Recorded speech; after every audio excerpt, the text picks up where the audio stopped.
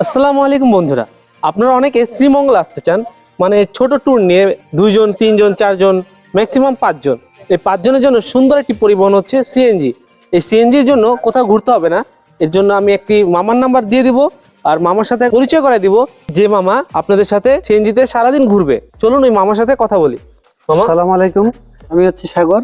আমি শ্রীমঙ্গল যে সকল স্পটগুলো ঘোরাই আমার আছে সিএনজি।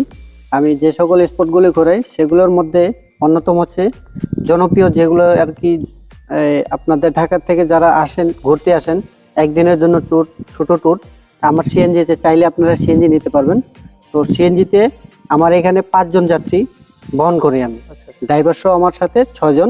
আমরা 6 জনের মধ্যে আমরা শ্রীমঙ্গলের যে স্পটগুলো আছে সেগুলো আমরা আজকে ঘুরে দেখবো। সেগুলোর নাম হচ্ছে, আমি নামগুলো বলে দিচ্ছি: Lawachara, Madhabpur lake, Nurjahan tea estate, আর হচ্ছে ক্যামেলিয়া লেক, শমশানগর গল্ফ মাঠ এবং আরও বিভিন্ন স্পট। আচ্ছা, আর হচ্ছে দার্জিলিং, আর হচ্ছে কিছু কিছু স্পট বন্ধ থাকে।